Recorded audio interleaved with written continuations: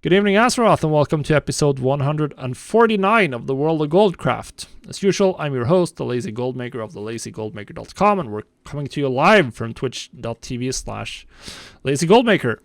So that's nice. If you're following along live and you have questions, post those in chat. If you're not following along live and want to join us and ask your questions in chat, I do record on Thursdays at Twitch, so come check that out. And yeah, of course, the podcast is made available by my patrons that, amongst other things, can get early access to all of the guides I post on thelazygoldmaker.com. So if you're interested in that, head over to patreon.com/thelazygoldmaker, and then you can get in on the fun. Now, today, what are we going to talk about today? We're going to talk about Phase 2 of the Burning Crusade Classic. That launched yesterday, so this is very relevant to talk about. And there are some things to consider. Like, I'm almost tempted to go back a little bit back into TBC gold making, just because I think this is going to be one of the more interesting time periods outside of launch, for a couple of reasons that I'll get into. And I think that this is going to be a great time to make gold in TBC over the next, like, the entirety of this content phase. I think is going to be the sum total of this content phase is going to be really good for making gold. Of course, like, initial launches of an expansion are almost always the best time to make gold. But there are some differences with TBC that we're going to talk about why I think and like this Phase 2 quite a bit, at least from what I'm looking right now. I'm not playing the game or TBC that actively, but I have some reasons. Now, the first one is related to the gold flows or inflation situation, or the current gold situation. Because TBC at launch had some real gold sinks that were actually relevant relative to what most players had. I think most players or the average player probably did not have enough gold ready to get an epic flying mount instantly. And they were farming to get that, and they needed to get enough gold together. And there was also the initial gearing period where a lot of crafted gear and BOEs were relevant, and they were quite expensive.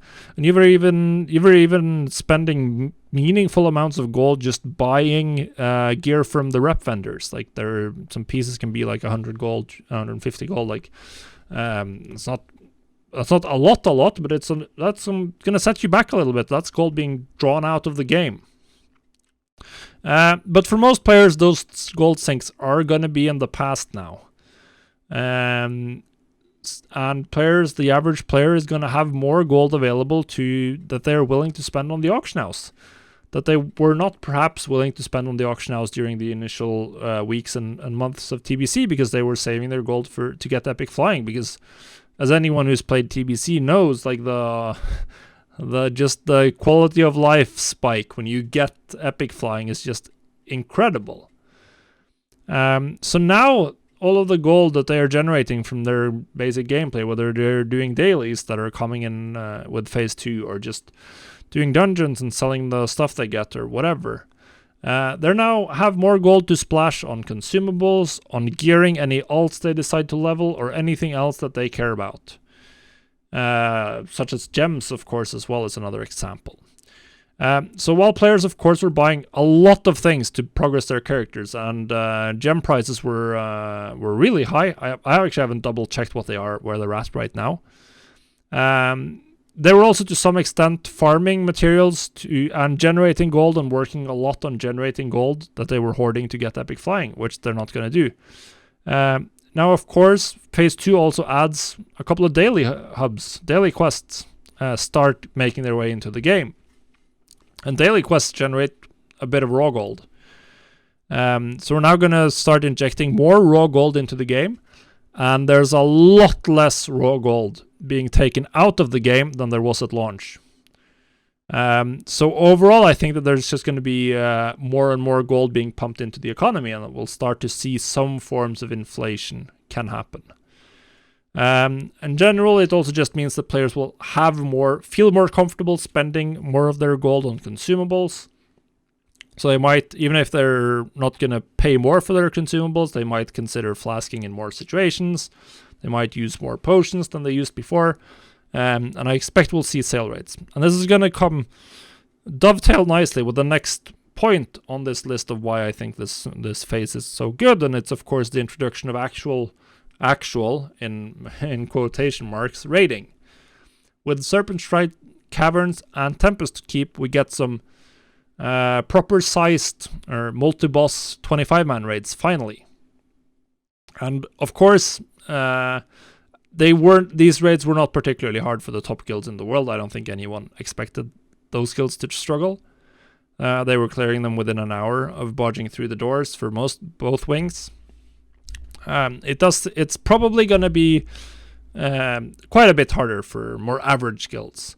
They'll probably be wiping, whether they'll spend weeks or 1 week on progression. They will definitely be doing more progression-oriented raiding for a little while. And of course, that's going to bring in, gradually going to bring in the want or need for consumables. Like if you're struggling with a boss, increasing your consumable usage is a relatively easy way to just make it easier. And anything that's going to make players stronger in raids will be popular, as most players who've ever raided will know. A lot of raiders think it's super fun to try to beat the other guys on the meter, the DPS meters. Now, with the full size or longer size 25-man raid, I think a lot more people are going to really care about raiding as well. For instance, the super hardcore scene in Classic has essentially not existed for the first part of TBC Classic, because no one cares. There's few people who care about speedrunning Karasan, and the 25-man raids are just like one-boss raids. So for Serpent Trident Cavern and Tempest Keep, I think a lot more people are going to take it more seriously across the entire spectrum of raiding, whether it's for initial progress. I think people will have more resources ready to invest into initial progress. And we're also going to see more people doing speedrunning, which is going to require more consumables, more optimized gear, all of that stuff. And we'll definitely see more of the return to parse culture as well, with people chasing their pink numbers on Warcraft logs so that they can flex on their friends. And you will know what they need for all of that. They need raid consumables. They need fully gemmed and fully enchanted gear. They need best gear. If something's crafted, they need to get that, and they need the materials required for that. And what does that mean for us? Well, it means that we have tons of items we can potentially sell to them. Tons of them. So yeah, that's why. Consumables gonna be super, super good.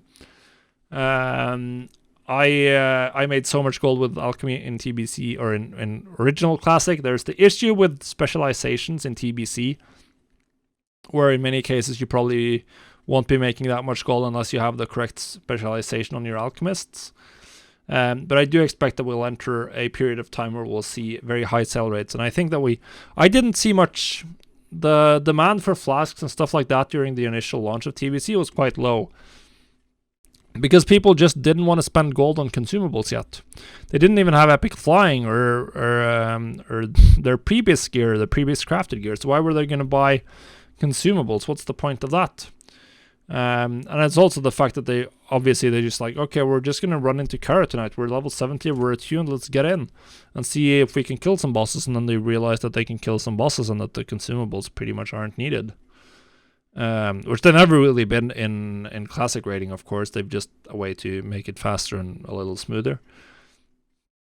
But now the players have more gold. They're done with epic flying. They're definitely going to be spending more of that gold on consumables and on anything to get a leg up in raiding.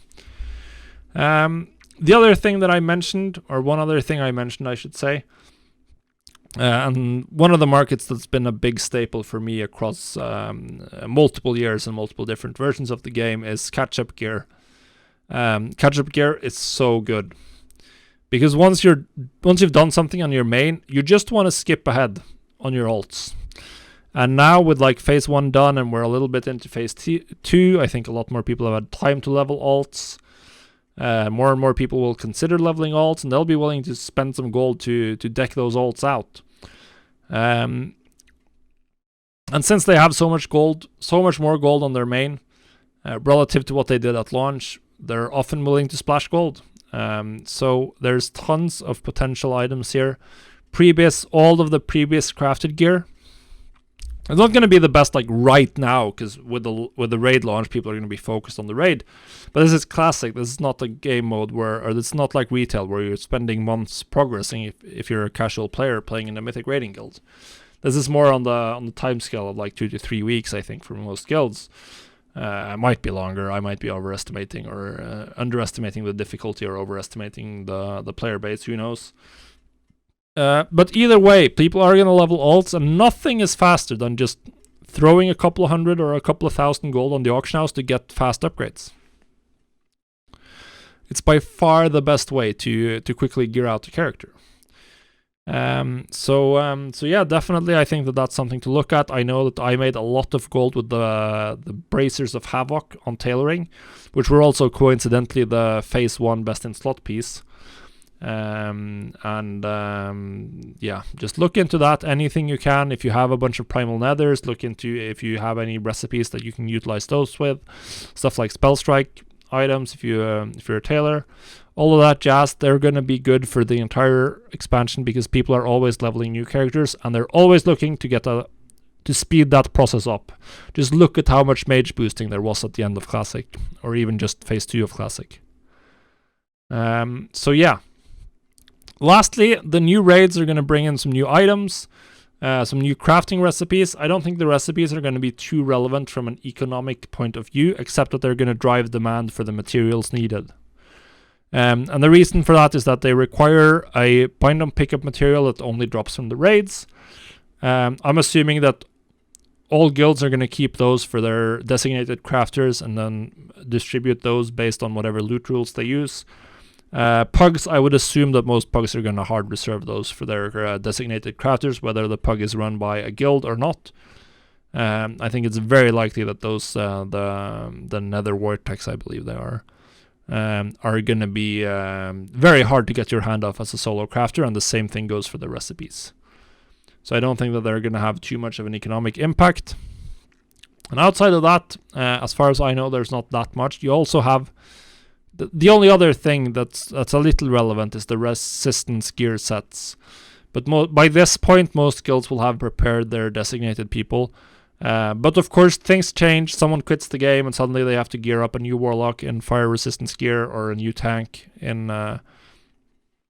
shadow resistance. So those items are gonna be in demand relative to what they were before. But I doubt that's not gonna be the thing that truly really makes you rich.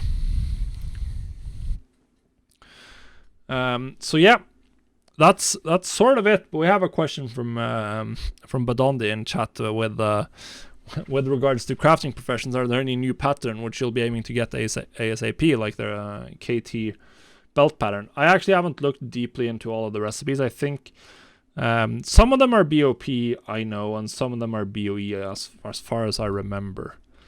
Yeah, I don't think this is where the real money is going to be. I think the Nether Vortex is just going to keep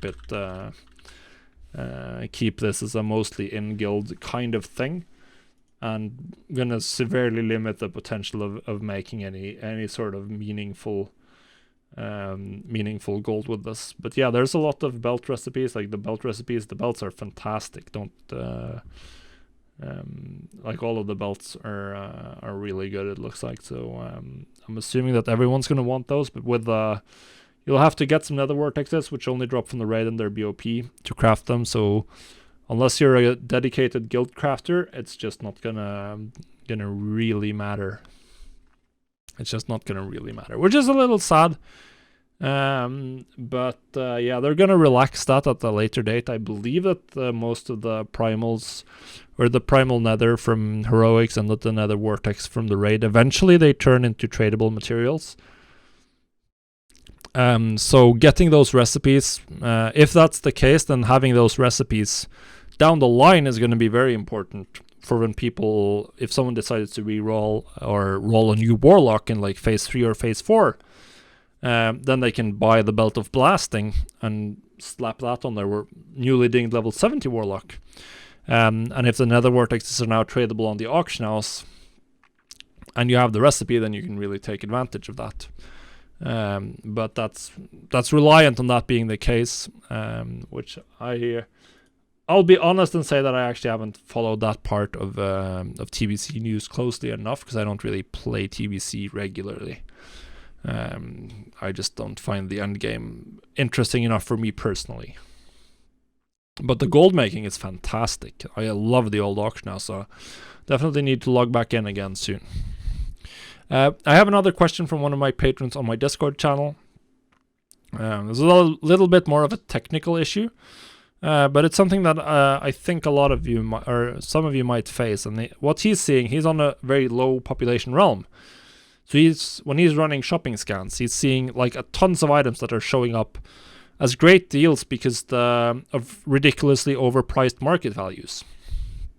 And he's asking for any suggestions on how I could fix this.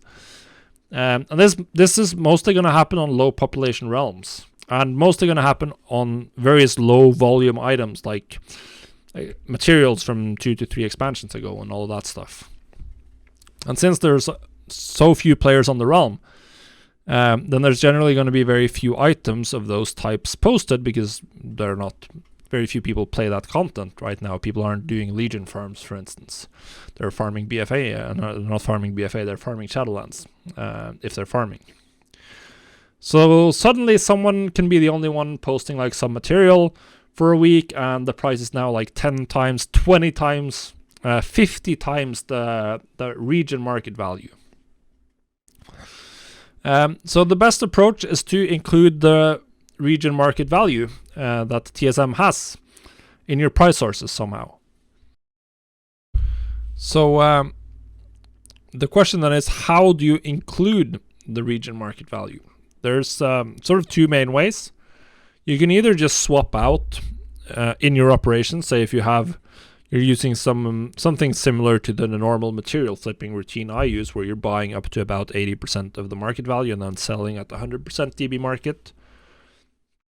You can swap out DB market for DB region market average in both of those cases, and it'll just compare it to the region price instead of the current market. The issue with that is that on a low pop realm, you might be able to very reliably sell an item for quite a bit more than the region market price. So you might risk underselling a little bit, but that's about it. You're not really going to go too far wrong. The other, a little bit more sophisticated approach is to include a check. So you'll use DB market in general, but if, say, the market value on your realm is 5 times or 10 times more than the region market value, then you'll ignore the market value on your realm and you'll rely on the region market value instead. You can do that using the if greater than or if less than settings. If you're unfamiliar with those, then I suggest checking out my TSM4 guide in a written format. That's going to be a better way to get that. But that's also another option, and that will work quite well. I prefer that approach because it means that you can, in general, utilize the fact that your market value might be sustainable above the region market value for certain items, and you want to, if that's the case, then you want to sell at those prices to maximize your value per item. And that's the issue. If you just naively change your approach to just considering the region price and not considering your specific server price, then you're going to lose out a little bit there. So that's what I would suggest. So, guys, that's going to be it for this week's episode. Hopefully you enjoyed it. If you do, make sure you subscribe to the YouTube channel so that you get any new episodes delivered directly to you. If you're not already on, if you're just listening to this on Spotify or wherever you consume your podcasts, then do that. We'll see you on the next video. Thanks for watching. Goodbye.